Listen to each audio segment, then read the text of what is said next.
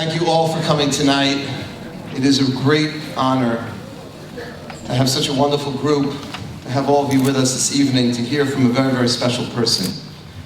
On behalf of my family, my wife Jill, my father Mr. Leon Wilds, who's sponsoring tonight's program, my brother, sister-in-law Michael and Amy, it is my great pleasure and honor to welcome you to the 18th annual lecture in memory of our mother Ruth Wilds, Aleha Shalom, of blessed memory.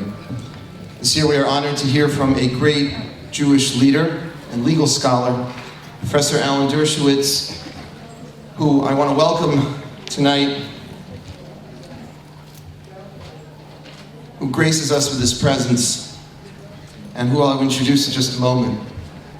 I want to also acknowledge the presence of Rabbi Dr. Norman Lamb, Chancellor of Yeshiva University, noted author and speaker Rabbi Benjamin Blech, my MJE colleagues, Rabbi Pinney, Rabbi Ezra, Rabbi Jonathan, Rabbi Avi, our fellowship class of 2013, our fusion class of 2013. And I want to especially thank my brother and my father for bringing Professor Dershowitz to us this evening. They both have had the privilege of working with the professor on some important legal cases over the years, and so it's really a special treat for our family to have you with us tonight.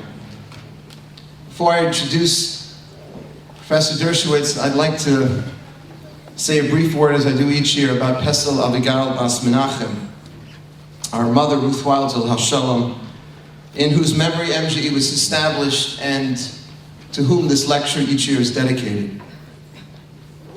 Can't believe it, but this Wednesday night begins Hanukkah. And Hanukkah commemorates what I've always believed as a very misunderstood, mischaracterized holiday, perhaps. We're all familiar with the Maccabees, who fought valiantly against the Greek Syrians after they prohibited the Jews from practicing their religion. But many of us are perhaps less aware as to how much of this actually began. Hellenism was sweeping the ancient Near East, and many Jews on their own, even before the Greeks began imposing these restrictions, Jews on their own were abandoning their Jewish heritage in favor of this new philosophy. The great historian Josephus writes that the young Kohanim, the young Jewish priests, were being lured away from the temple in Jerusalem into the Greek gymnasiums, and they were going to great lengths to conceal their Jewish identity so they could be seen first and foremost as Greeks, and only afterwards as Jews.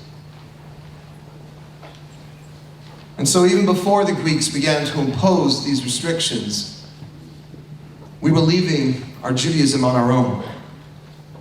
We wanted to be accepted. So Hanukkah isn't just, they tried to kill us, we survived, let's eat. It's a little more complicated than that. And it centers around a very contemporary issue, and that is whether we, the Jewish community, wherever we live, can take part in the prevailing culture and not lose ourselves Jewishly. Hanukkah, of course, celebrates our capacity to do this, but the recent Pew study demonstrates that we are still struggling with this issue, and that's an understatement. And we take part and contribute to the contemporary culture and still live as committed and proud Jews. My brother and I were raised in a home where the answer to that question was a resounding yes. Our mother of blessed memory, together with our father, Yibadel Chaim, taught us that you could be part and parcel of the secular culture in which you live and still remain Jewishly committed, and that one does not contradict the other. They sent us to Yeshiva University, where we studied Torah and Talmud alongside science, literature, and history. But we learned this lesson more so from our mother's actions and from her attitude. She was very proud of our father's success in law, but it gave her even greater nachas when my dad would incorporate some principle of American jurisprudence into our Talmud study. She always pushed us to learn together. My father would begin to nod off after a long Shabbos lunch, and my mother would nudge him, "Go learn with Mark, open up a sefer with Michael." And my father always did, because she had our greatest love and respect. And to this day, my father and I consider this a great privilege. My father and I continue to learn each and every week with each other. And she wanted us to take our Judaism seriously. When she'd see me davening, or learning, or my brother running out to a Hatzalah call, she'd say the same thing: "If your grandfather could see you now."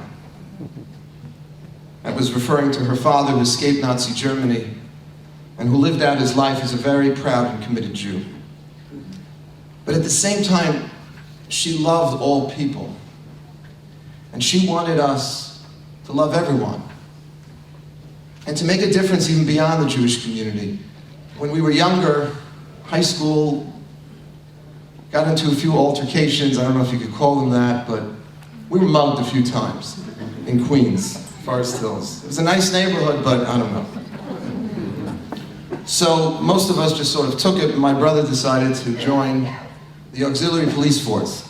He walked into the 112th precinct and he signed up. And he walked the beat 1 to 2 nights a week, all night, for about 10 years on Queens Boulevard. And my mother, L'Shelm, used to stay up worrying. But on the other hand, she kind of knew that in some way she had modeled this kind of behavior. But it was an unbelievable incident. She was driving just a few blocks from the house,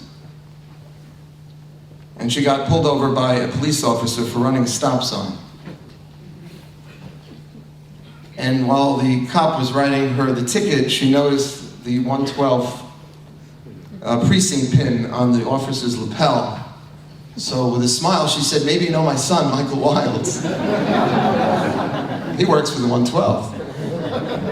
Your son is Michael Wilds?" The officer looked back, and she answered, "Yes." And then he said, "Ma'am, can I please ask you to step out of your vehicle?" True story. My mother got out of the car, and then he asked, "With your permission, I'd like to give a hug to the woman who brought such a fine young man into this world." And this large Latino policeman gave her mother this huge hug. You could not have made her prouder, or my father happier. He ripped up the ticket.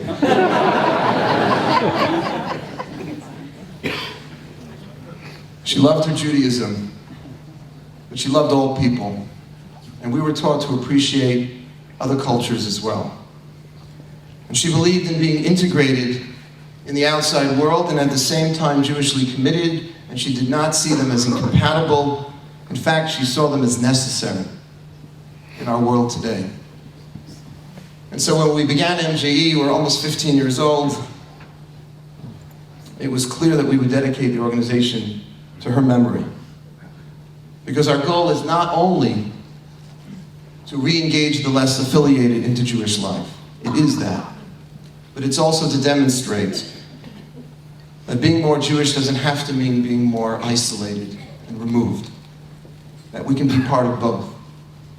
And we just finished a beautiful Shabbaton on West 86th Street.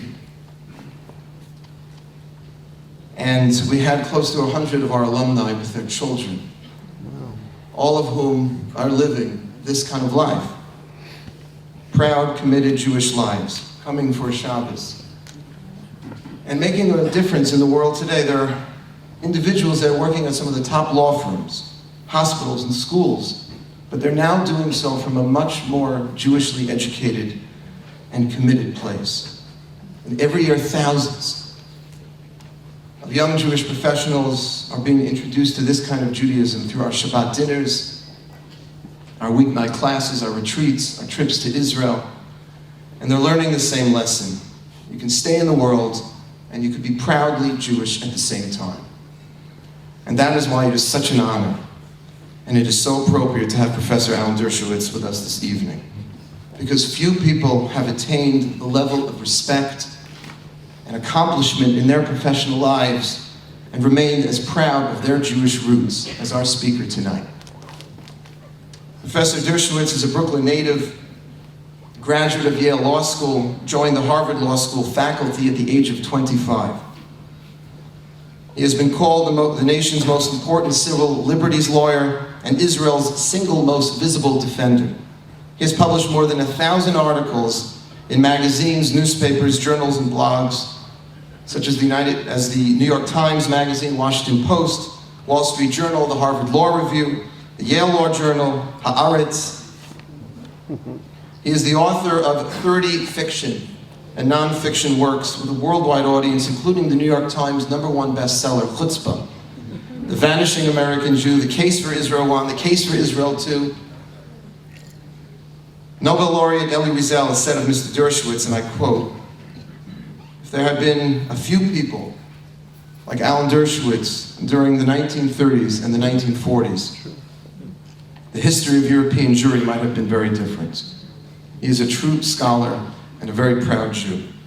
And it is an incredible honor for us as a community and to our family to be able to host him this evening. Ladies and gentlemen, Professor Alan Dershowitz."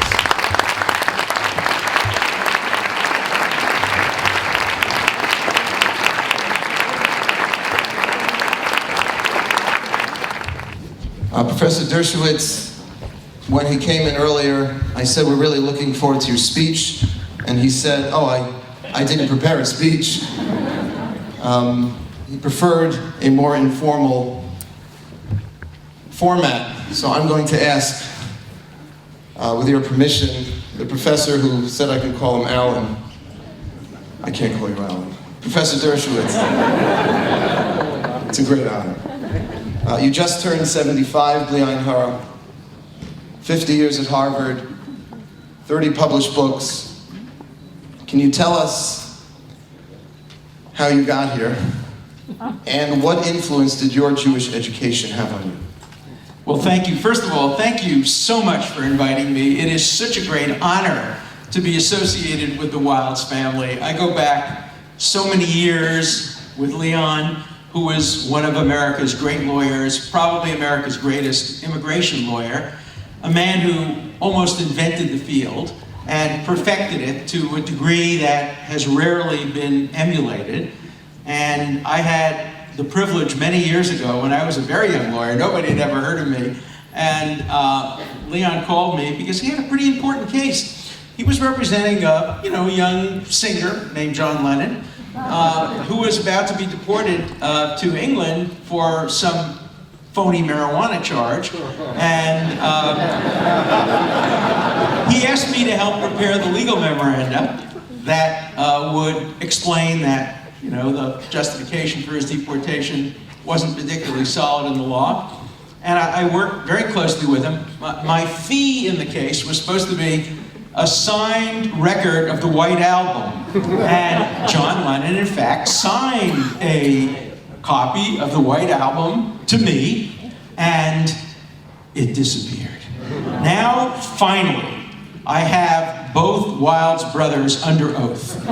Do you know where that record went? A rabbi and a lawyer, so I have to believe it actually did get lost. And I've had the privilege of working with Leon and Michael on some very important cases. One of our clients is here tonight, Kelly Rutherford, a very distinguished actor. And we're both working on different aspects of her case and seeking to achieve justice not only for her, but for her children. And I'm hoping that next time you invite me back to the synagogue, we'll be able to report success. It's really a remarkable combination of elements: rabbi, lawyer, great lawyer. I only met Ruth once or twice and had very, very fond feelings and recollections of her. And it's so wonderful that this event and the organization is devoted to her incredible memory. I also have great and fond recollections of this shul. When I was a young sophomore in high school, I was the head of the debating team. I'll tell you a story about that in a minute. But and my job was to identify young, good speakers who came into the school. And one day, I was introduced to a freshman, a little kid, with thick glasses. And he came up to me and said, "I would like to join the debate team." And I said, "What's your name?" He said, "Stephen Riskin." I asked him to make a speech, and he made a pretty good speech. And I said, "You're on the debate team." The debate team had a very distinguished history. Its captain 4 years earlier had been Yitz Greenberg, and one of its most distinguished members had been Rabbi Meir Kahana, Lahavdil, I think. In any event, I picked Steve Riskin, and he always claims I started his career as, of course, one of the great public speakers and rabbinic speakers in modern history. So I feel very close connections to the Wells family. I feel very close connections to the synagogue. So my own background, of course, I'm a product of yeshiva education, not Yeshiva University. I'll explain that in a minute. I wanted to go to yeshiva, but I think I was the first student ever turned down by Yeshiva University. I may have helped establish their admissions office, and for good reason. I was not a particularly great yeshiva student. My Rabbi Zuraf, constantly was calling my mother to school, to the point where I think a lot of my friends thought she worked there. And in my new book, Taking the Stand, I've just written my autobiography after 50 years of teaching. In my autobiography, I have a photograph of my senior high school report card, my senior semester, just before college. 60 in physics with a round red circle, 60 in math with a round red circle, 65 in history, I passed, 65 in Hebrew, and an 80 in English. It really sticks in your mind. 67 average, which resulted in me being removed from the varsity basketball team, not for athletic failure, but for academic failure. Now, Rabbi Zuraf, Orthodox rabbi, called me in one day and said, "Look, Avi," that was my name, "Avi, we got to figure out what we're going to do with you. You got a good mouth, but a Yiddish cup, a Jewish brain, a good head, not so much." He said, "You got to figure out something." Remember, this was a very Orthodox rabbi. "You have to figure out something we can do where you use your mouth but not your brain." He said, "First, you could be a conservative rabbi." He couldn't even pronounce the word reform. "Or second, you could be a lawyer." I wasn't smart enough to be a rabbi, so I had to become a lawyer. Then my history teacher called me in one day. Some of you may remember him, Mr. Lilka, the nicest man in the world, a great history teacher. And I was getting 65s, and then came the Regents. And I got like a 90 on the Regents. First, he thought I cheated. Second, he called me in and said, "Look, don't let it go to your head. You're a 65 or 70 student. You've always been a 65, 70 student. You'll always be a 65, 70 student." And so I had a lot of trouble getting into Brooklyn College. Fortunately, there was a young guy, a math teacher, I think he was, who taught at Flatbush Yeshiva, and who also gave courses on the side. You paid $5, you could sit in the class, and he would help you take the exam to get into college. His name was, I think, Kaplan. And I took Kaplan's class, and I managed to just sneak into Brooklyn College by the skin of my teeth. And within 3 months, from June of 1955, when I was a terrible, terrible student, to September of 1955, I turned from a C-D student to a straight A student in college. And I still, one of the reasons I wrote my autobiography is to try to figure that out. What happened during that period of time? Well, one of the things that happened was Izzy Sherman, who's sitting right here in the second row. He was my senior counselor. I was an assistant counselor at Camp Maple Lake that summer. And Izzy was the senior counselor. And he actually told me I was smart. Not very many people were telling me I was smart in those days. And I had a very successful summer in Camp Maple Lake. It prepared me very well for college. It gave me a degree of self-confidence. I also went in with a little bit of a chip on my shoulder. I wanted to prove to the rabbis that maybe I could do a little better than they thought. And my Jewish background and my Jewish education really has served me extraordinarily well, even though I didn't get good grades. In fact, my Hebrew grades were even worse. I remember one grade I got, it was Bain Oni minus. Now, Bain Oni means mediocre. I couldn't even make it to mediocrity. At least I had something to aspire to. But, you know, flash forward 30 years and I wrote a book called The Genesis of Justice about Bereshit. I'm now working on a book called Abraham, the world's first, but certainly not last, Jewish lawyer. And it tells the story of Avraham Avinu, Abraham, and his argument with God over the sinners of Sodom, and a series of other stories that I use to generalize about the legal profession. I teach law from a very Jewish perspective. I'm not satisfied with quoting a Blackstone or other Anglo-American sources in the law. I always quote the Rambam, and I always quote Talmudic and Mishnaic and Midrashic sources, because I think Judaism is the oldest legal civilization in the world, and the idea of not quoting the oldest sources would just be a reflection of ignorance. I've said to my students, I've never come across a legal problem in 50 years of teaching. I also teach moral philosophy to college students, first-year college students. I've never come across a problem that the Talmudic scholars didn't at least address. I remember when I had my first big case, it involved an attempted murder. Somebody tried to kill somebody, but it turned out the man he tried to kill was already dead, but he didn't know that. I mean, what an intriguing problem. And the person who gave me the case said there's never been a case like this. Sure enough, I found a case just like it in the Talmud.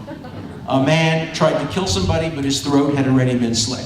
And the Talmudic rabbis debate back and forth, and every problem I have ever had, one can find references in Jewish sources. After all, Judaism is a culture of law. Rashi asks the first question, why the Bible starts with the story of creation. Why doesn't it start with the first law? And I use that very much. Now, what does it mean to say I'm a Jewish lawyer? Sandy Koufax was a Jewish pitcher, but there was nothing about his curveball that was Jewish. Maybe it had a little English, but it didn't have anything Jewish on it. What made him a Jewish lawyer? Something he didn't do. He did not pitch on Yom Kippur, and that made him a Jewish baseball player. I'm a Jewish lawyer in a very different way. I don't pick my clients based on religion or ethnicity, though I am deeply involved and have been in Soviet Jewry causes and many other Jewish causes. But when a client walks in off the street, I don't ask their ethnicity, their religion, their background. I take the case based on how important the case it is. But I do think Jewishly, and I do use the historical background of my tradition and my civilization. So I think my heritage, my background, has played an absolutely a central role. And I can't imagine having become the lawyer and the teacher and the advocate that I've become without having been brought up in Borough Park, without having had the yeshiva background. I wish I had paid more attention. I wish I had been a better student. Even wish I had been admitted to Yeshiva University. Rabbi Zurf was so committed to me not going to Yeshiva, he got on the train and personally appealed to Dr. Belkin to turn me down. It didn't need a lot of appeal. All he had to do was look at my grades. But I did not get accepted at Yeshiva, and I went to Brooklyn, and I was very, very fortunate that I was able to use that education in this way. But my Jewish background and heritage have played a very important role. And would you say that being a Jew has hurt or helped your career? And the answer is yes. And maybe you could also speak to just a lot of the young aspiring Jewish professionals out there in terms of,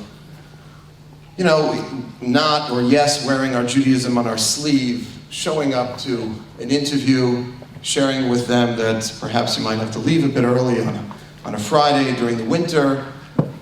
Is that something that maybe you could speak to that? Well, the world is such a different place than when I was at law school. When I was at law school, I was at Yale, and it was a complete meritocracy. and it didn't matter what your religion, what your heritage was. They actually listed on the bulletin board everybody's rank in the class and everybody's grades. And so everybody knew everybody else's rank. We had a name for the person who was last in the class. They were the anchor man.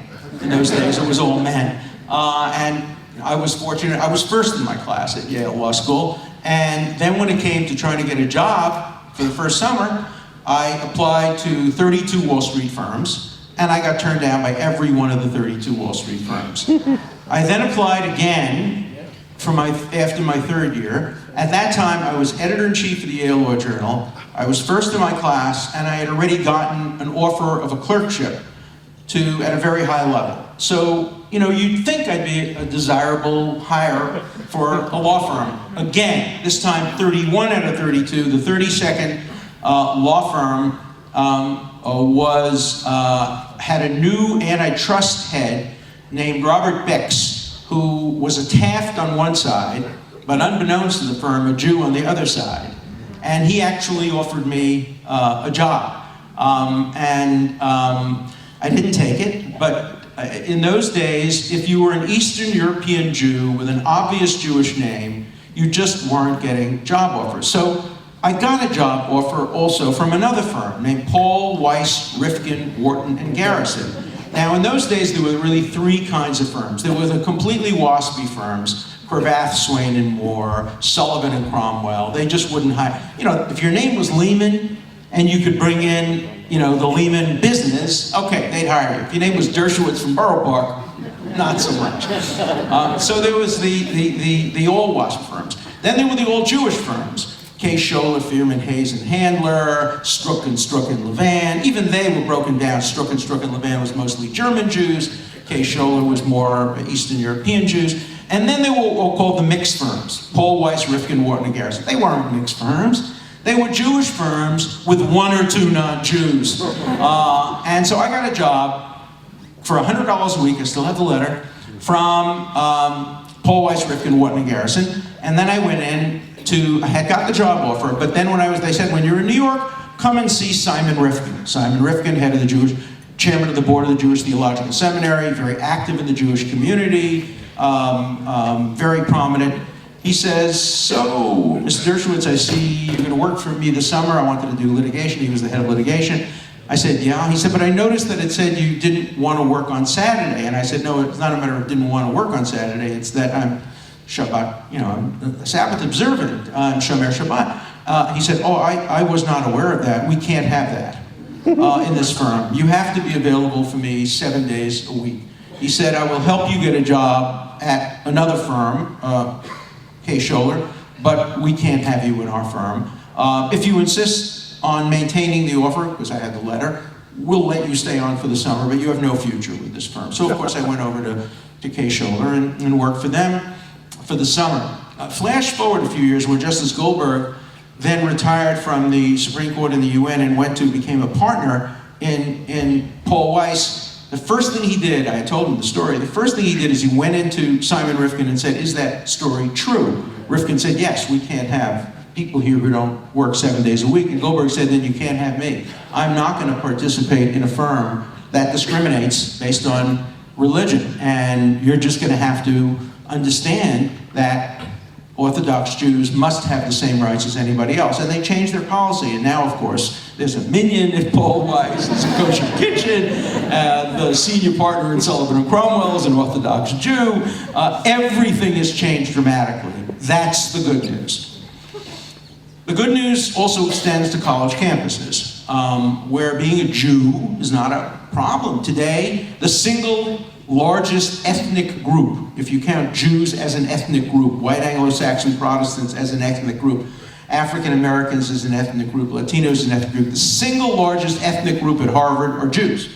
The single largest ethnic group at Yale are Jews. The single largest ethnic group at many of the major Ivy League and other universities today are Jews. That's the good news. It's easy to be a Jew on a college campus today. It is not easy to be a Jewish Zionist on a college campus today.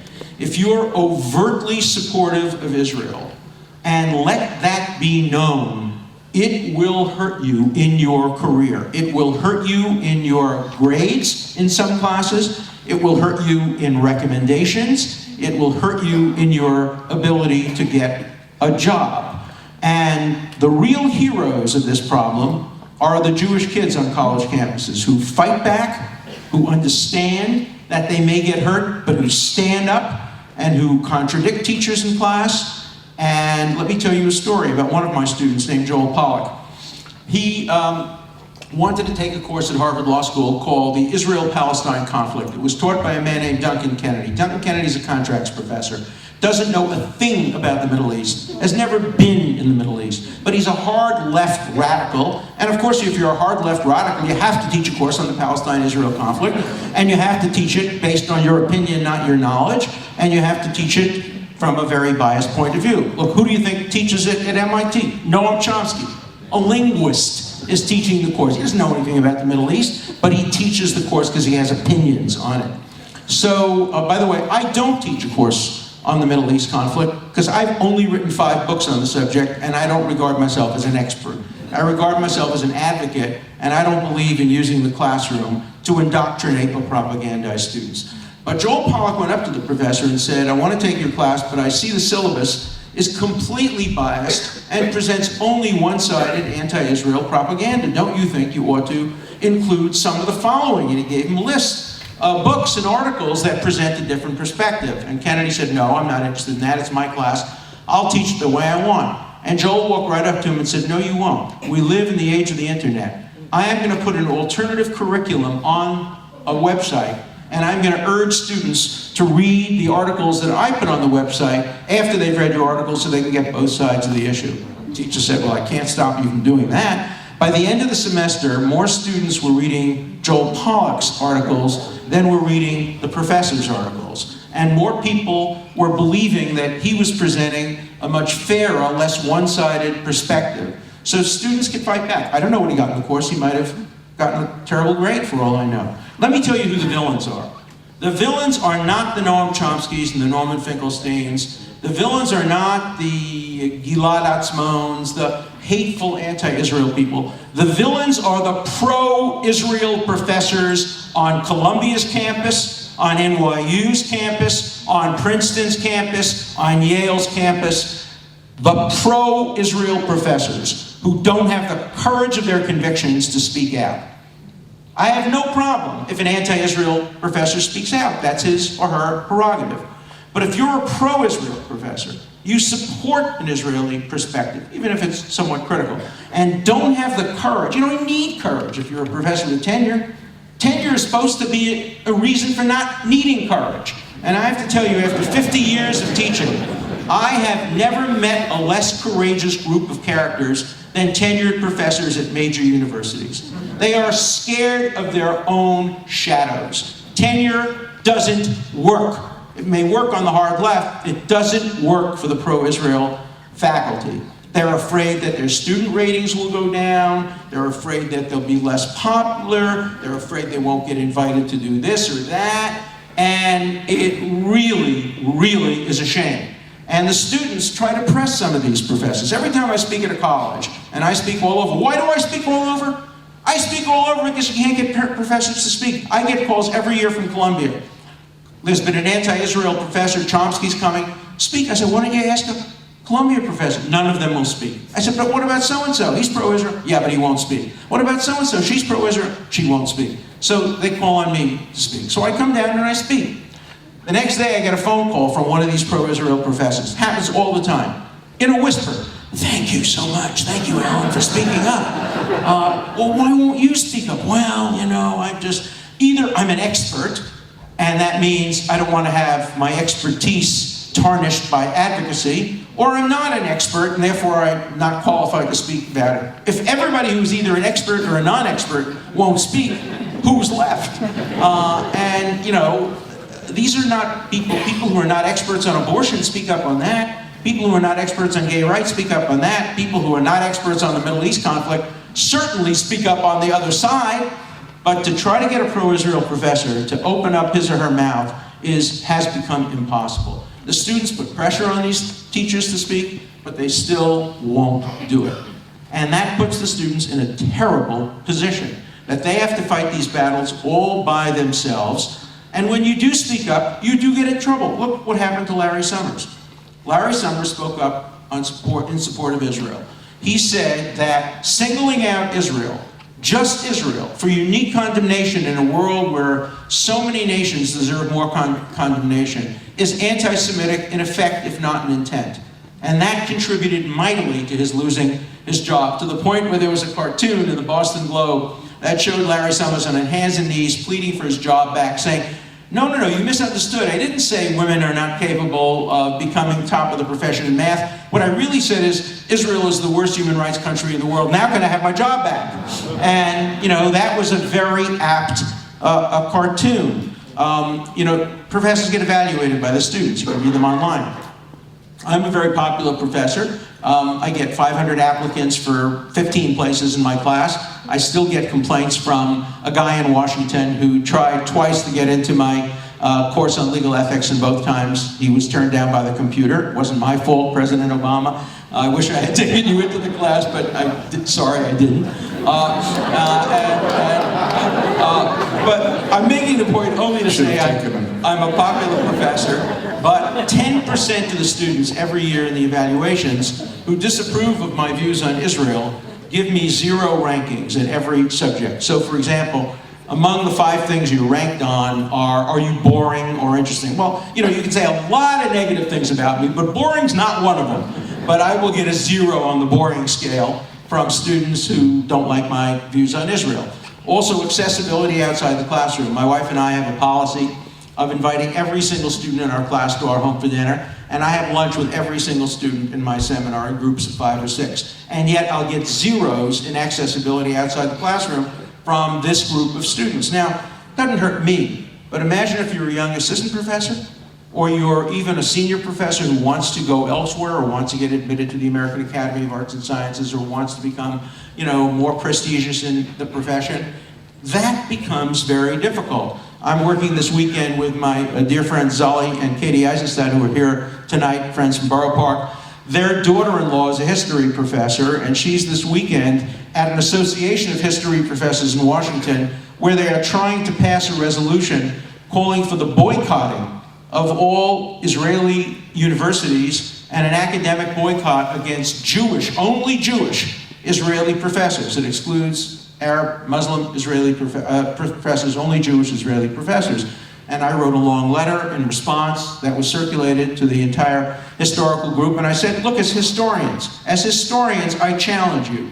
Name a single country in the history of the world faced with threats comparable to those faced by Israel that has had a better record of human rights and a better record of compliance with the rule of law. I challenge you, here's my email, name a country. I have not gotten a single email response naming a country, because there is none. That doesn't mean Israel's perfect, it doesn't mean it can't improve, but it does mean that no country faced with comparable threats has ever been better. And to single out Israel for condemnation and boycotts and divestments and sanctions can only be explained by the fact that Israel is the Jew among nations and is being treated as the Jew among nations. So how did we respond to this? We responded in an interesting way. We put together a letter. Steve Weinberg, who won the Nobel Prize in Physics and is a professor at Texas, and I wrote a letter together urging professors who disagree with this boycott mechanism, urging them to identify themselves, Jewish and non-Jewish professors, to say for purposes of any anti-Israel boycott, we are Israeli academics. If you boycott Israeli academics, you are boycotting us as well, which of course read between the lines means we are boycotting you, because we will have no associations. We got 12,000 signatories to this letter, including the presidents of major universities, including 50 or 60 Nobel Prize winners, and the message has now been made clear. If you boycott 500 or 600 or 1,000 Israeli professors, you're also boycotting some of the most prominent American professors of every religion, race, and background. So we have to fight fire with fire. We have to fight back. We can't remain silent in the face of this kind of bigotry. But the question you ask is a complex one. Yes, it's much better to be a Jew today than it was 50 years ago, but it's much worse to be an overtly Zionist supporter of Israel on a college campus and in many areas that have an academic connection. And it's much worse in Europe than it is in the United States.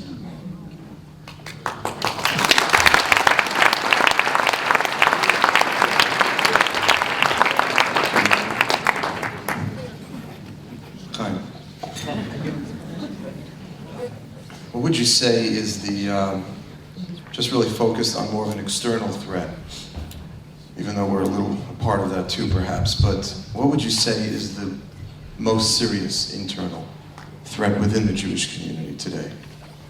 Well, I think there are two kinds of threats that the Jewish community has always faced.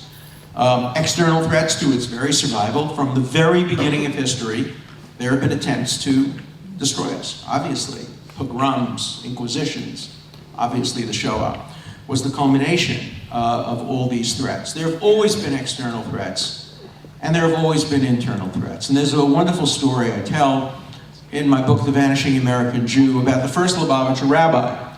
And the first Lubavitcher rabbi lived during the time when there was a war between France, Napoleon, and Russia. And the Jews, most of the Jews around the world, were supporting the French. Because the French said that if we come to power, we will have no religious discrimination. We all know the Tsar's policy. And it was a Rosh Hashanah service, and the Tsar and the Napoleon were in conflict. And the Lubavitcher Rebbe stood up and he made a prayer for the Tsar, and hoping the Tsar would win. And he was asked to explain why he was flying in the face of the Jewish consensus supporting Napoleon. And he said, and I'm paraphrasing, but it's pretty close, if Napoleon wins, the Jews will be wealthier, they will have more civil rights, they will be freer, but they will give up their Judaism. If the Tsar wins, the Jews will be oppressed, there will be more pogroms, but they will remain Jewish. I call this the Tsarist theory of Jewish survival. And I hope it's wrong. I hope it's wrong. It's never been tested, because we have never in our history been without external threats. The testing case would be if the external threats were finally to disappear. If one could finally look over a right shoulder and the left shoulder is a Jew and say, it's over, they've stopped oppressing us. It looked like that might have happened in the immediate post-Second World War period, when everybody loved the Jews, everybody supported Israel, the UN helped to establish a two-state solution in the Middle East. Being Jewish was not perfect in America. There was still vast discrimination in housing, in education, in employment. But the external threats were fairly minimal. And I would say right now, the external threats are greater than they were in any time since the end of the Second World War, particularly the threats posed by Iran. Iran really poses the only significant, immediate existential threat to Israel's survival. After all, there are now 6 million Jews. It's an iconic number. Living in the state of Israel, there are now more Jews living in Israel than anywhere else on the face of the earth. And as the head of Hezbollah, who was an Iranian puppet, said some years ago, he hopes all the Jews of the world will move to Israel so they can be destroyed at once, and we don't have to chase them all over the world and kill them person by person. As Elie Wiesel once said, the lesson of the Shoah for him was always believe the threats of your enemies more than the promises of your friends. And these threats have come from Iran. Prime Minister Netanyahu was wise enough, and many of his advisors, and this is not a partisan issue, this is left, right in Israel, when the, quote, Arab Spring began, the leaders in Israel all said, don't jump to conclusions. We don't know how this Arab Spring will work out. Will it become an anti-Israel winter? And of course, that has happened in some parts of the Middle East. Nobody sitting here today, the Talmud said that prophecy ended with the destruction of the Second Temple, or as another prophet, Yogi Berra, once said, prediction is hard, especially about the future. And nobody can predict here today what Turkey will look like 10 years from now. Nobody can predict what Jordan will look like 10 years ago. Nobody can predict what Saudi Arabia will look like. Look, Saudi Arabia is now Israel's best friend. They want to give them landing rights so that they can use their pilots and planes to destroy the Iranian nuclear reactor. Nobody can predict what this awful neighborhood that Israel happens to find itself in will look like 20 or 30 years from now. And so the existential threats, particularly from Iran, but from other countries in the area, are very, very considerable. We also face internal threats, obviously, and this organization, great organization, and this synagogue, and Yeshiva University, where Dr. Norman Lamb has transformed education and really brought such reality to the Torah Mada movement, are all confronting this incredibly difficult internal struggle that we face. And it's a very obvious struggle when you think about it. In my day, of course Jews married other Jews. Nobody else wanted to marry us. Today, everybody wants to marry a Jew, except apparently another Jew. So, why are we surprised? We've eliminated the barriers of discrimination. In my day, if you were a Jew, you worked with a Jewish law firm. Who are you going to meet? You're going to meet another Jew.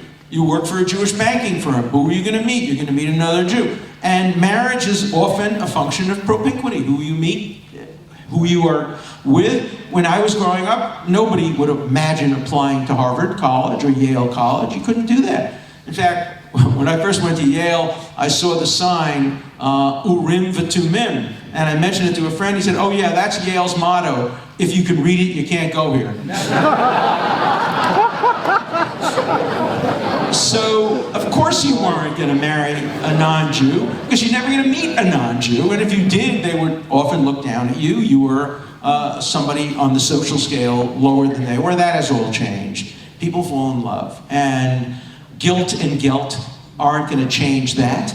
And, the answer to the crisis of intermarriage and of assimilation that we now face has to come from inside. My blessing to the Jewish community has always been, may the external threats disappear so that we can spend all of our time dealing with the internal threats. Because the external threats are not our fault. Anti-Semitism is not a Jewish problem. It's a non-Jewish problem.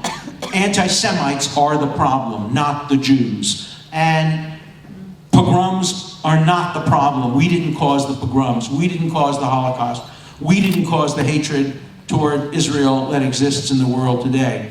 But if we fail to address the internal problems, that will be completely our fault.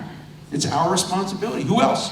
Who else do you blame for intermarriage? Who else do you blame for assimilation? Who else do you blame for failures of Jewish education in many parts of the country today? That's our problem. And the blessing is we should not have to worry so much about the external problems so that we can confront the internal problem, and we can test the Lubavitcher Rebbe's Surah's theory of Jewish survival. It's your job. No, let's divide our responsibilities here. It's my job to help protect the Jewish community from external threats. That's what I do.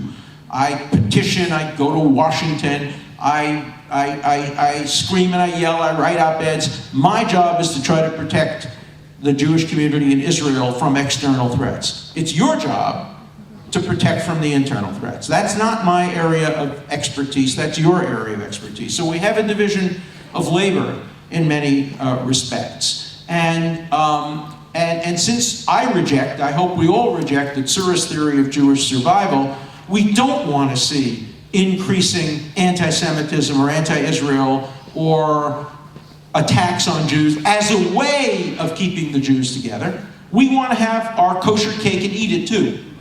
We want to have our safety externally, and at the same time, we want to make sure that we can maintain a vibrant Jewish community. The way to do that is to make Jewish values, Jewish civilization, Jewish life so attractive to young people that it becomes unthinkable not to make it a central part of their life. The only way a Jewish young person is going to want to marry another Jew is if Judaism is so central to their life that they want to share their life with somebody who shares those values. And that's something that has to come from inside. I know this synagogue, and I know your organization, and I know many people here are devoted to that. In some respects, I'm preaching to the choir.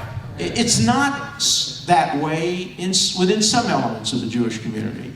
And the Jewish community has to be much more welcoming, much more understanding of the world in which we're living. Look, it's very easy to make sure your kid always marries a Jew. Very simple, very simple. Move to Borough Park.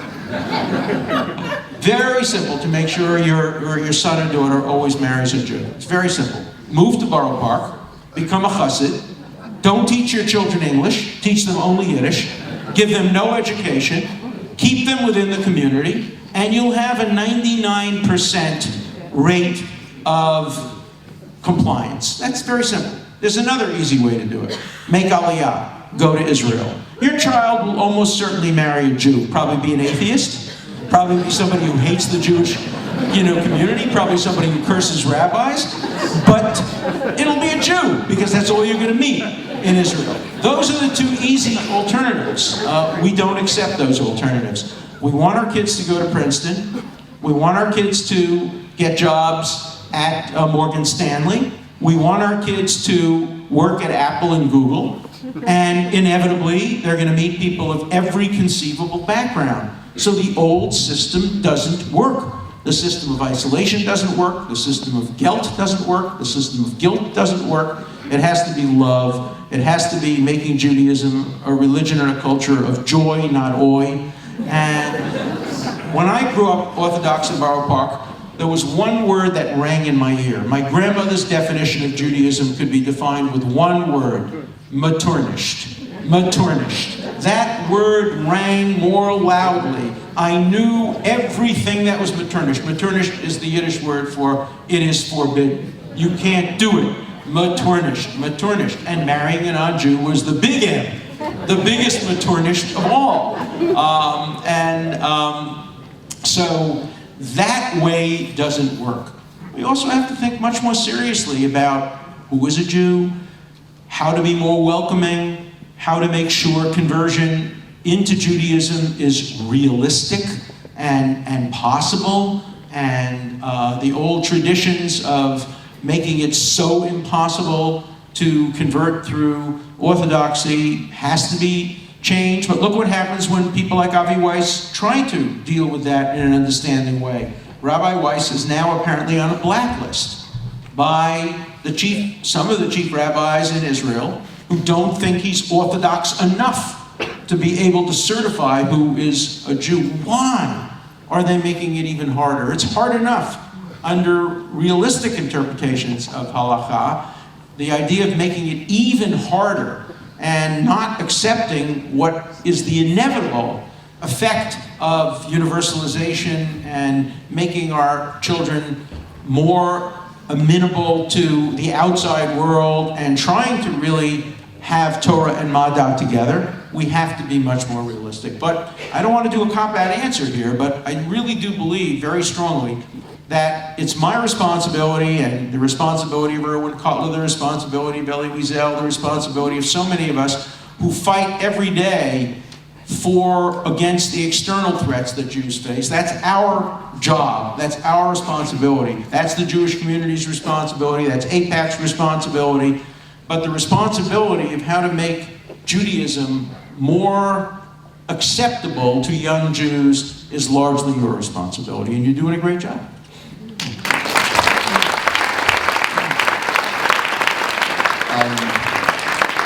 We're going to turn it over, thank you, we're going to turn it over to you to ask some questions. I want permission first, if it's okay, because we are in the business, it is our responsibility, as you said.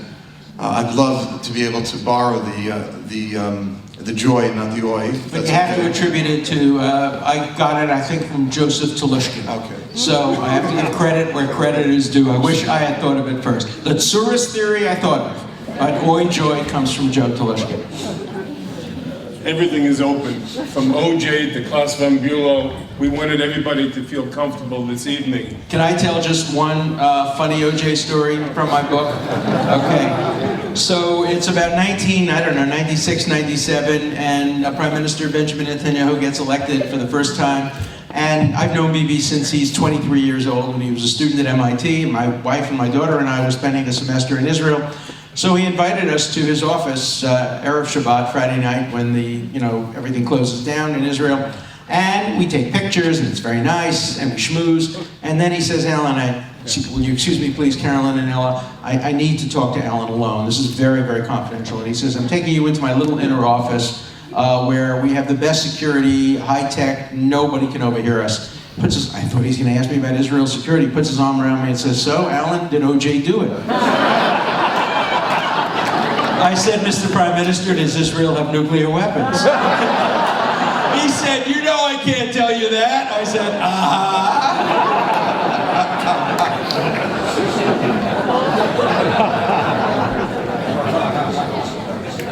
Okay, questions, please. Bring a microphone.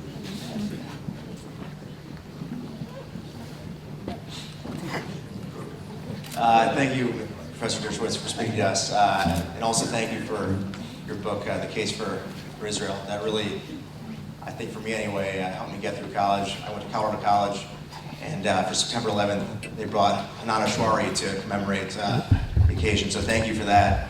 But now, a lot of my friends, Jewish friends, are marrying out, and I think we need a new book from you. The Case for Staying Jewish. And I realize you just said that's not your expertise, so my question to you is maybe you and Rabbi Wiles can get together and read that book for us. Really do that. I wrote a sequel called The Vanishing American Jew, which I deal with some of these problems, and I do propose... In '96, I read that. Some possible ways of addressing the problem, but and the way I primarily address is just to make Judaism much more adaptive and attractive to young people. And I think there are so many groups that are doing this. I can just tell you that at Harvard now, we have such an eclectic approach to Judaism. On the one hand, we have Chabad, which is at Harvard, very modern place, asks no questions. Kids come on motorcycles with tattoos, and for a Friday night dinner, nobody asks any questions about level of religiosity. They're just there to get a little bit of spiritual uplifting. There's Hillel. There are 3 or 4 different Orthodox minyanim. There are conservative minyanim, Reform. There's even an atheist group called the Jewish Humanist Society. And the Jewish God, the God they don't believe in is the Jewish God. So it's very important. Thank you, sir. Mark.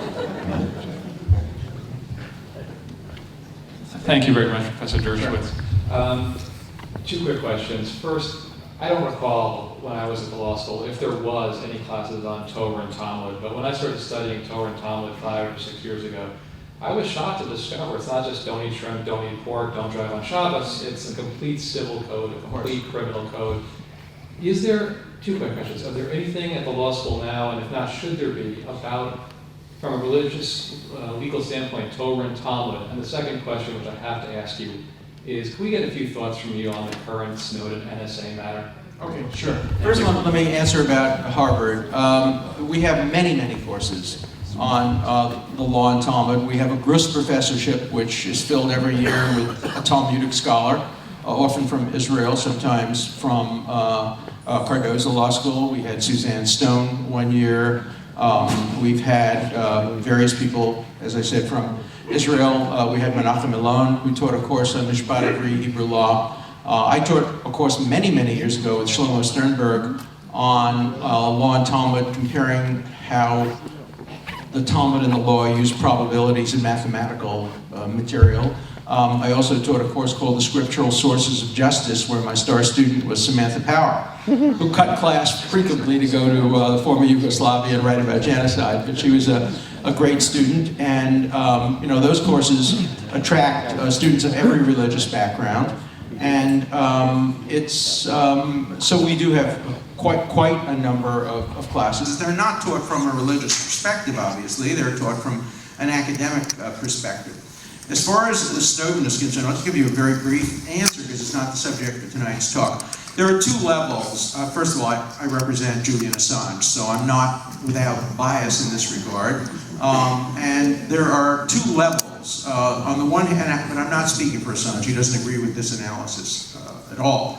On the one hand, there are the people who stole the secrets. Daniel Ellsberg, he's a thief. He stole secrets he was not entitled to. He had made a pledge to keep secrets, and he didn't. He should have and could have gone to jail. Maybe he was a civil disobedient and a whistleblower. That's for philosophers and historians to determine. Legally, what he did was a crime. The same thing is true with Bradley Manning. He stole material from the United States government that he was not entitled to have access to. The United States is entitled to keep secrets. Not all secrets, not everything that's classified, but we're entitled not to have the names of our spies, the locations of safe houses, our nuclear codes revealed. And then there's Snowden. And Snowden, too, stole secrets that he was obligated to keep. That's one level. At the second level are those people who published the material, the New York Times, the Washington Post in the Dan Ellsberg case, the New York Times, the Washington Post, and WikiLeaks in the case of Manning, and the Guardian newspaper in London, Manchester, but in London, that published the Snowden leaks. They're protected by the First Amendment, but the people who got the material are not protected by the First Amendment. Look, I think what Snowden did revealed some pretty awful activities by the NSA. They over-classify, they over-intrude. There's much too much. We have to strike an appropriate balance. In my book, I have a whole chapter about how difficult it is to strike the balance between freedom of speech and national security. But it's a balance that has to be struck in every democracy. We do it better than most. Both England and Israel have state secret acts. It's a wonderful story one day that Natan Sharansky told me when I was representing him. He told me that a guy was arrested in the Soviet Union for calling Stalin a jerk. And he came in front of the court and said, with documents, he said, "I'm here to prove that Stalin is in fact a jerk." And they said, no, you can't do that. You haven't been charged with defamation. You've been charged with revealing a state secret. And I think much of what is classified today is simply ways of protecting jerks in government from their jerkiness being revealed. And so there's much too much classification, but on the other hand, that has to be fought legally and not extra-legally. Thank you. Sir? Yes, thank you very much. I actually was a student of yours in 2005. I can't see your face. Wait a minute. Robbie Berman. Oh, hi. Nice to see you. Good. I hope I gave you a good grade. Well, I want to thank you for tonight because it's nice to know that I took your class in ethics and law, so I actually got into a class that Barack Obama was not allowed That's into. right. So that's good for my ego.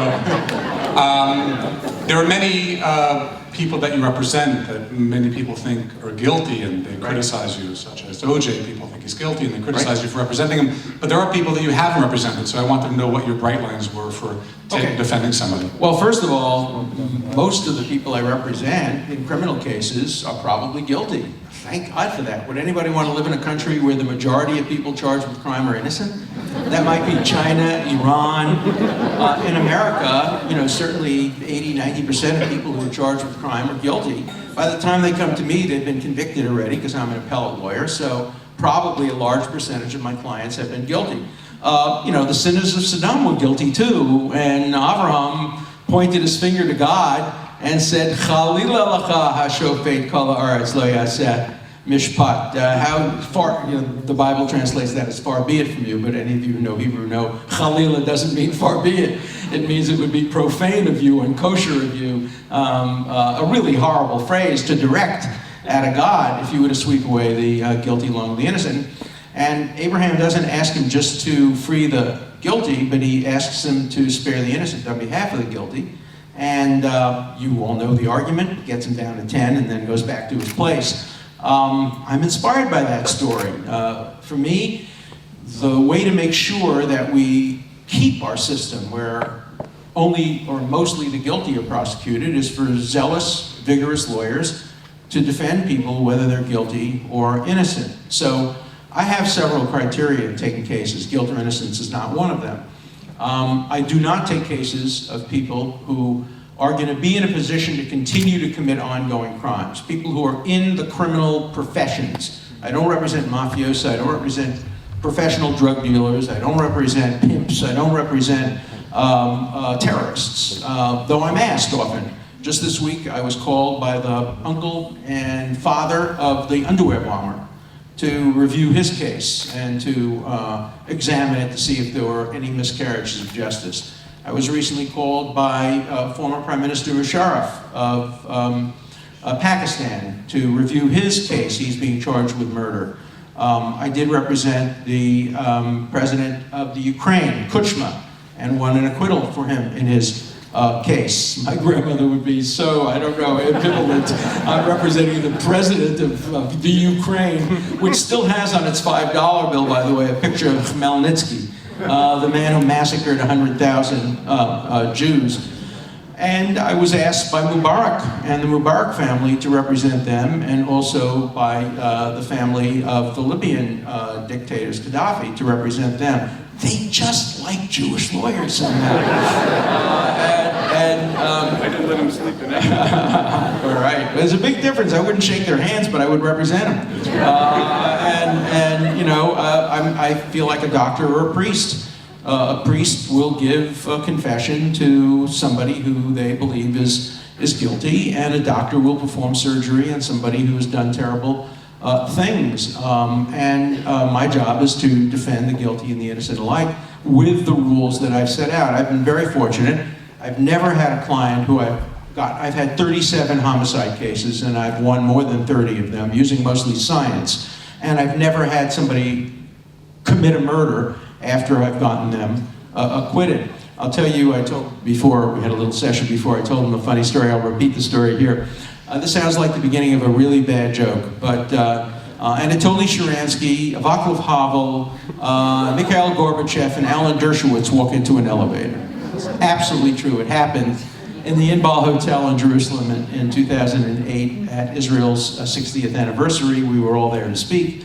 And Gorbachev looks around, he sees me, he recognizes my two clients. I had represented Václav Havel when he was a dissident. And he says, the big shot lawyer, the guy who claims he got these two guys out of prison. And of course, immediately Václav Havel said, he did get us out of prison. And Gorbachev said, no, I got you out of prison. And then Sharansky said, but if you got us out of prison, why did you get us out any sooner? And Gorbachev said, that powerful I never was. So, you know, you represent, sometimes you like your clients, sometimes you don't. That's not your job. I don't socialize with my clients. In criminal cases, obviously when I'm dealing in civil cases, when I'm dealing with problems involving children or parenting or immigration, I can become friendly with my clients. But in criminal cases, you have to build a wall, and you have to know that you're engaged in a professional capacity. Hi, thank you. Hi. Given the opportunity, would you take the chance to advocate on behalf of Jonathan Pollard? Given the opportunity, I've been advocating on behalf of Jonathan Pollard since 2 weeks after he was sentenced. I wrote the first op-ed piece in the New York Times condemning the sentence. I had an enormous fight in the Anti-Defamation League, who refused to speak up on behalf of Pollard back in the 1980s. I've spoken to every single president since the time Pollard was convicted, seeking his release. He never should have been sentenced to more than a small sentence. He made a plea bargain. The plea bargain was in exchange for not contesting the charges and for cooperating fully. He would not get life imprisonment, but he would get a sentence of years comparable to those received by others who spied for allies. The United States broke its plea bargain. The United States submitted an affidavit, a perjured affidavit by Caspar Weinberger, seeking life imprisonment, even though the United States had bargained that it would not seek life imprisonment. The judge then imposed life imprisonment. We came very, very, very close with Clinton. Clinton wanted to commute the sentence of Jonathan Pollard. He had kind of made an implicit commitment that he would do it to Benjamin Netanyahu at the Y conference. And you know who talked him out of it? Joe Lieberman. You know who talked him out of it? 8 Jewish United States senators. How do I know that? Because Bill Clinton told me. And he showed me the letters that were written by 8 Jewish United States senators urging him not to commute the sentence. And Bill Clinton said to me personally, Alan, how can you ask me to put my credibility on the line when you can't even get your ducks in line and get your Jewish senators to support a commutation. And so point the finger of accusation where it should be pointed. It involved some of our favorite senators, some of our most pro-Israel senators. I think their view is they didn't want to be accused of dual loyalty. They had bigger fish to fry. They wanted to maintain strong advocacy on behalf of Israel. But on the issue of Jonathan Pollard, there's a lot of splaining to do, as Lucy used to say. A lot of explaining to do on behalf of some American Jewish leaders. Yeah. Professor, tell us a little bit about the Clinton relationship that you enjoy. If Hillary is likely to be a president of this nation, what are your thoughts? Well, I've known the Clintons for a long time. When Bill Clinton was elected, first I'll tell you a funny story about how a Harvard professor changed history. By the way, a lot of these stories are vignettes from my book. So available on Amazon. This is a good story, though. It starts with the fact that Bill and Hillary Clinton came to Martha's Vineyard the first year that he was president. And I knew him, so I invited him to come to shul. It was early Rosh Hashanah that year. So we were having services, and I invited him and Hillary to come to shul, and they accepted and became the first president ever to come to Rosh Hashanah services, sat next to us. I taught him how to sing some of the songs. I went with the piano and taught him some of the melodies. He's very quick, he picks them up very quickly, and he sang some of the melodies. It was really, really nice. And then he invited us to dinner after, of course I had Rosh Hashanah dinner already before, but because it was a late service. So I had my second meal with him. And during the course of the meal, I said, Hillary, how come you went to Yale Law School, not Harvard? And she said, well, Harvard didn't want me. I said, what do you mean Harvard didn't want me? She said, I said, they turned you down? She said, no, they accepted me. She was at Wellesley at the time. And she said, I had a letter of admission from Harvard and a letter of admission from Yale, and I went to a Lincoln's Inn Christmas dance and with my then boyfriend, not Bill Clinton. And I showed the letters to a professor at Harvard Law School who was there at the dance, and I said, where do you think I should go? And he said, well, we have about as many women as we need at Harvard. Yale is much more suited to the intellectual capacities of women. You should go there. And she did, and she met Bill, and if she had not gone to Yale and met Bill, he never would have been president. So, I've had a good relationship with both Bill and Hillary. That doesn't mean I agree with them about everything. Bill Clinton, I can tell you, has the deepest feelings of love for Israel, really, really deep in his heart. The three presidents that I know who have the strongest emotional attachments to Israel are the most recent George W. Bush Jr. president, President Clinton, and Lyndon Johnson.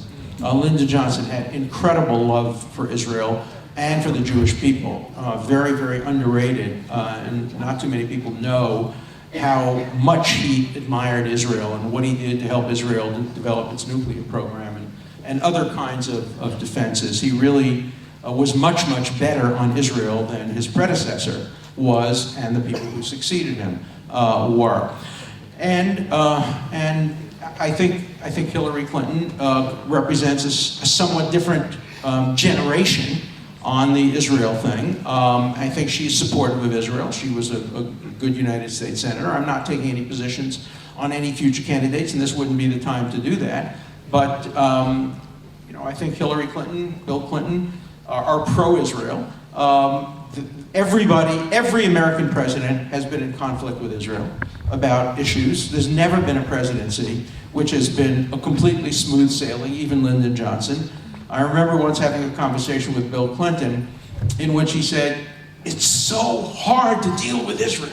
He said, it's so easy to deal with Jordan. You just call the king and he has to do it. You tell him because he's the king and, we'll cut off aid. If you don't like what Egypt's doing, you call Mubarak. He's the dictator. If you don't like what Israel's doing, there's no one to call. He says, it's a democracy, damn it. And he was absolutely right. And I have to tell you, I told that story to Barack Obama and said to him, Mr. President, you are not approaching Israel in the right way. You have to go to Israel. And you have to speak to the Israeli people. You have to have a heart-to-heart with them, because at that point, His numbers were very, very low in Israel, as they are again now. But they were very, very low, and as you may remember, he went to Israel and did get on television, speak to the Israeli people, and got a lot of increased support. If you want to deal with Israel, you have to persuade the Israeli people. It is a democracy, damn it, for better or worse. And that's the reality. Sure. First off, thank you for coming. Question, what advice would you give to the younger Jewish Zionist generation who has to deal with the social and career consequences of advocating for Israel? Just keep fighting and always have the facts on your side. When the enemies talk about the Nakba, the catastrophe, remind them how the Nakba began. Remind them that the United Nations offered a two-state solution, allowing a Palestinian state in what would be 60% of the arable land, with 40% of it going to Israel. Of course, Israel got the Negev, which everybody thought was a useless piece of property. Remember that it was the Palestinians and the Arabs who attacked Israel in a genocidal war, and that's what caused the so-called Nakba. It was a self-inflicted wound. Always have the facts. Always make sure you understand all the issues. Don't fight back against their emotion with emotion. Always respond with better facts and facts that represent consensus by historians, and just never give up. You've got to keep fighting. It's very hard, and you'll hear lie after lie after lie. For me, it's just appalling. I went to Brooklyn College. I'm very proud of Brooklyn College. I just donated all my papers to Brooklyn College.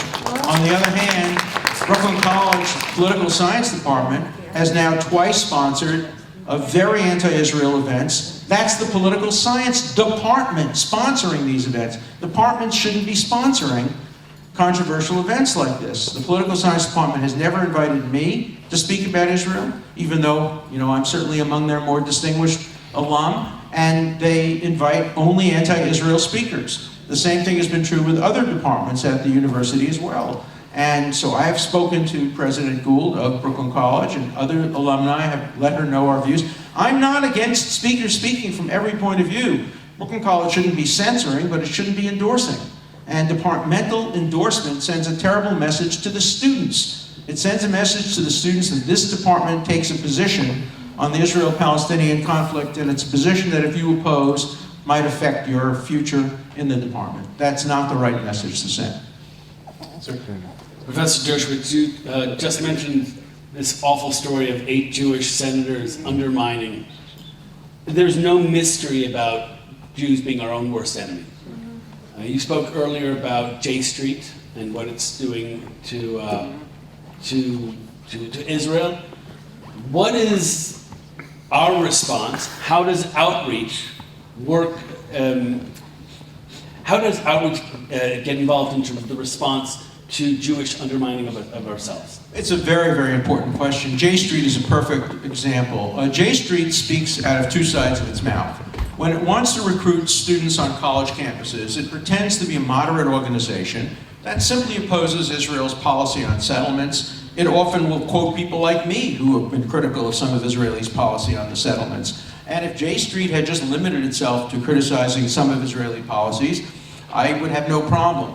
But J Street has undermined Israel repeatedly. When the United States vetoed a Security Council resolution condemning Israel, a one-sided resolution, J Street opposed that and wanted the United States to vote to condemn Israel. You can't be pro-Israel and ask the United States to vote to condemn Israel at the UN. You can't be pro-Israel and support the Goldstone report, which was a pack of lies, a blood libel, and something that even Goldstone has now renounced. J Street did that. You can't be pro-Israel and accept your founding money from George Soros, who was clearly anti-Israel. You can't be pro-Israel and be founded by a co-founder along with Jeremy Ben-Ami, the co-founder, who said Israel's creation may well have been a mistake. You can't be pro-Israel and be opposed to keeping the military option on the table against Iran. Every Israeli wants to keep the military option on the table as a last resort, to be sure. But then in a policy paper, Meir Dagan and Ephraim Halevi, both of whom I know, were quoted by J Street as taking the military option off the table. I called them both on the phone that very day and said, are you in favor of taking the military option off the table? Absolutely not. The military option must be kept on the table, but J Street is quoting them to take it off the table. And now J Street wants to reduce sanctions and undercut again what is a wide consensus in Israel. Almost nobody in Israel today wants to reduce sanctions and wants to take the military option off the table. So and what happens is they speak the voice of centrism when they want to recruit students from college campuses, but then when they want to get the hard left, when they want to expand their base way, way, way leftward, they speak the speech of DBS, divestment, boycott, sanctions. They have speakers that favor divestment, boycott, sanctions. They try to be all things to all people. That's why I have issued a challenge over and over again to J Street. Invite me to speak at your next national conference. Let me tell your people from the center what the left is saying. Let me tell the people from the left what the center is saying. They will not allow me into their building because they know that I will speak the truth and not allow them to speak out of two sides of their mouth. So we have a real problem with J Street. We have a real problem with Voices for Peace, which doesn't advocate peace and is a very anti-Israel organization. They have a wonderful name. I would join an organization called Voices for Peace in a minute, but that's not their true aim. And so it's very hard because we have to have a big tent and we have to be very inclusive. Particularly Hillel on college campuses has to be very inclusive. It has to welcome anybody who wants to be associated with a Jewish organization. But we have to make sure that people know what the truth is. You know, the motto of Brandeis University is Emet, truth. At Harvard is Veritas, truth.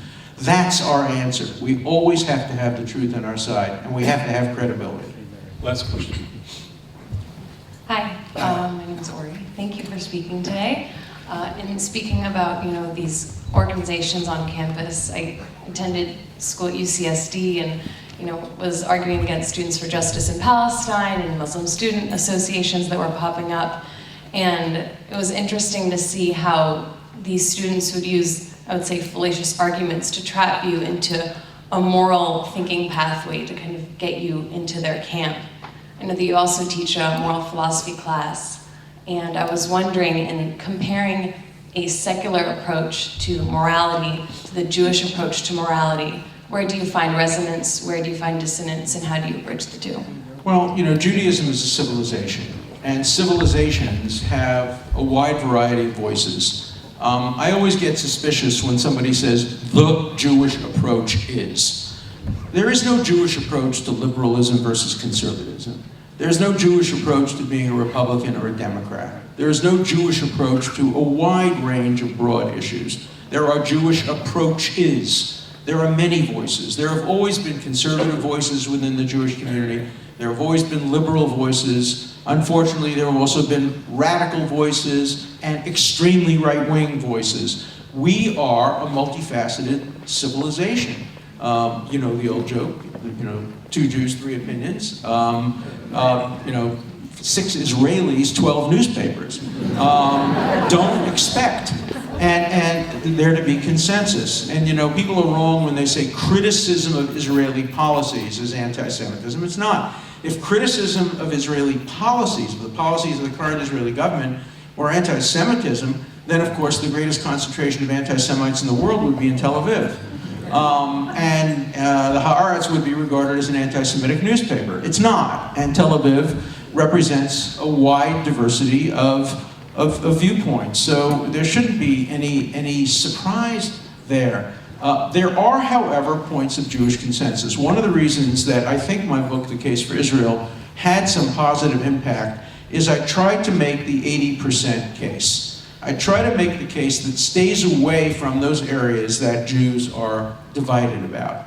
In the back of my book, The Case for Peace, I got Amos Oz to sign, and I got Ariel Sharon. Now these guys don't agree about anything, but they agreed with my plan on the book because I tried to stay away from the divisive issues. The difference between me and J Street is J Street focuses on the 20% that divides the Jewish community. I try to focus on the 80% that unites it.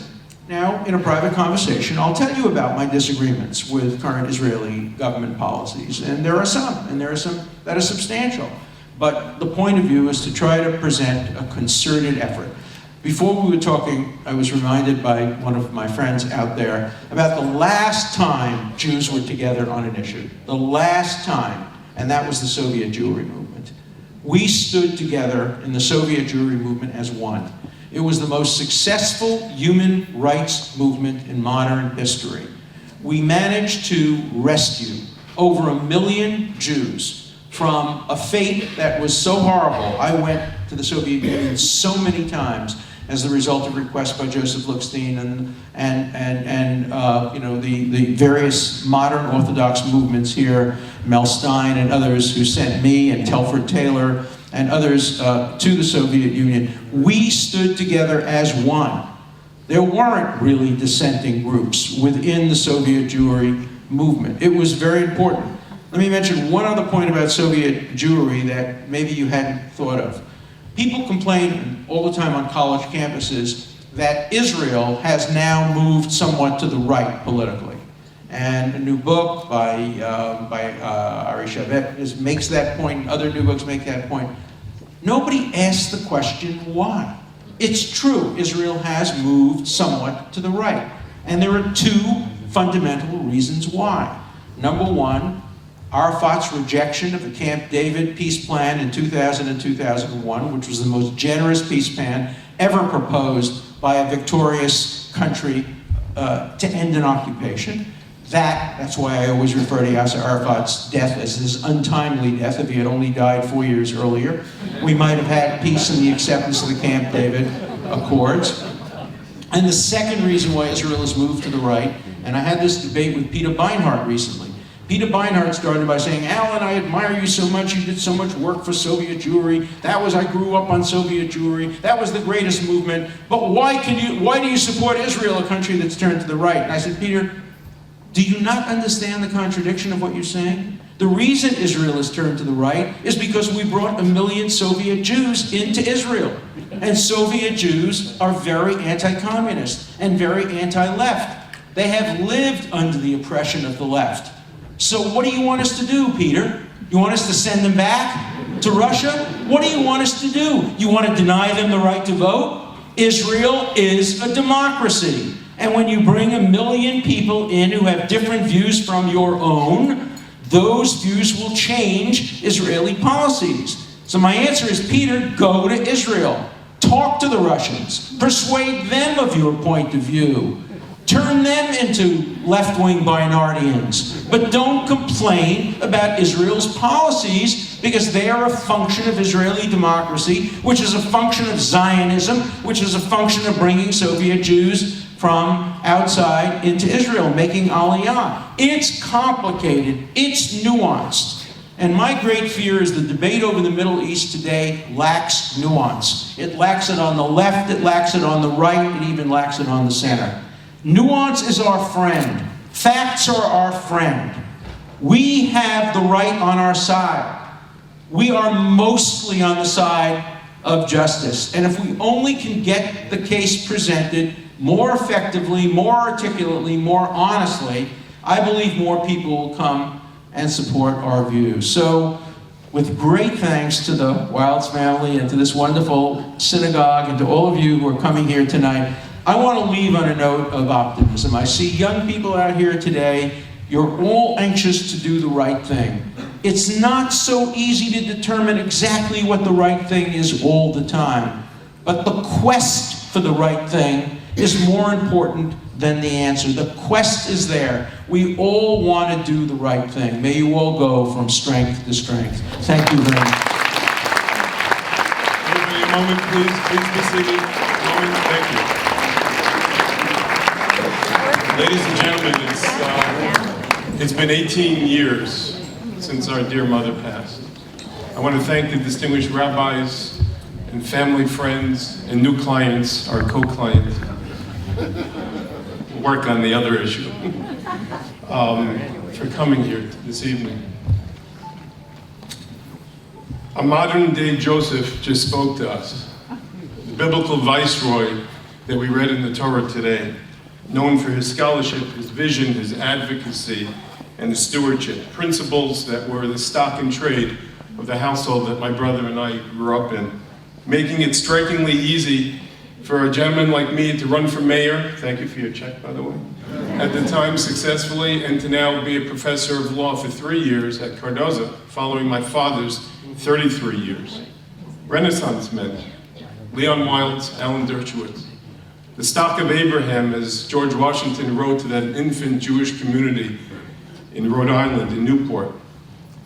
The very venerable stock that my brother hails from. 18 years ago, a candle dimmed in our household.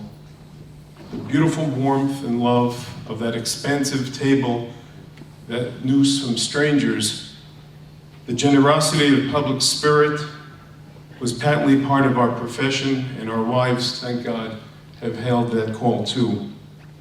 My brother once related to me that we are the people of Israel, not Abraham or Isaac, because Yisrael, Yaakov, was the only one identified in the Bible with a relationship with his grandchildren when he crossed his hands.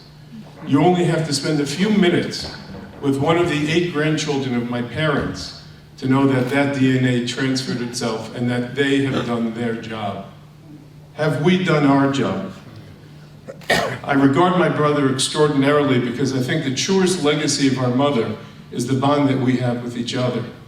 The breadth of his scholarship and the genuineness of his soul to dedicate his life to the stock of Abraham is something that we need. And it's something that we can't take for granted. As the next generation goes forward, as we face challenges in this nation and our people abroad, we need help. MJE cannot do it on a $20 contribution this evening.